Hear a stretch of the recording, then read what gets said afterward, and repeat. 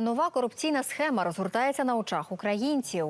Вугілля маленька фірма продає державні компанії за чималі гроші, а потім електроенергію, добуту з цього пального, задешево купує лише одна промислова група в країні. Хто збагачується за рахунок держави за допомогою нової корупційної схеми? Дізнавалися сьогодні. Через нестачу вітчизняного вугілля різні компанії везуть його в Україну з Південної Африки та Колумбії, витрачаючи сотні мільйонів гривень щороку. В цей же час є бізнес-групи, які намагаються нагріти руки на ситуації. У держкомпанії «Центренерго» віднедавна нове керівництво. Новий менеджмент миттєво змінив постачальника вугілля. Раніше це були українські шахти. Тепер же, за інформацією одного з українських видань, товариство з обмеженою відповідальністю «Нафтафорс» уклало договір з «Центренерго» на поставку імпортного вугілля. Фактично мова йде про те, що воно, скоріше за все, буде поставлене виключно з боку або Російської Федерації, або навіть були підозри, такі певні висловлювались думки, що це вугілля може потрапляти з так званих неповизнаних республік ДНР, ЛНР. Компанія-постачальник цього вугілля «Нафтафорс» статутного капіталу має всього 1000 гривень.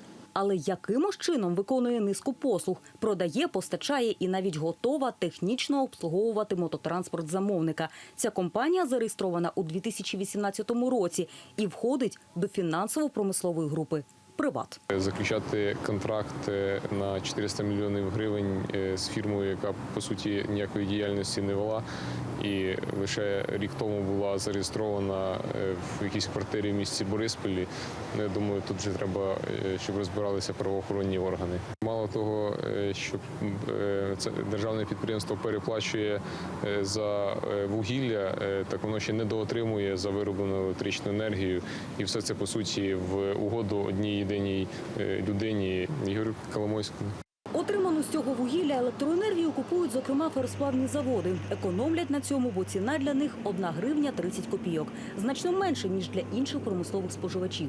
Таким чином, схема дозволяє нажитися на державному підприємстві двічі. Спочатку на продажі дорогого вугілля, а потім на купівлі за безцінь електроенергії. Є інформація про те, що вони справді переорієнтувалися з українського виробника вугілля на російського, який пов'язаний із Коломойським. Це питання енергетичної безпеки України. То вони повинні, я думаю, створити слідчу комісію в Верховній Раді, провести відповідні розслідування і потім оприлюднити результати для того, щоб всі питання були зняті. Це склади українських ТЕС. Вони чекають на нову поставку імпортного вугілля. Чорне золото стало дефіцитом в Україні через окупацію Донбасу. Законно вивезти його звідти неможливо. А от забезпечувати світлом і обігрівати взимку людей енергетики зобов'язані.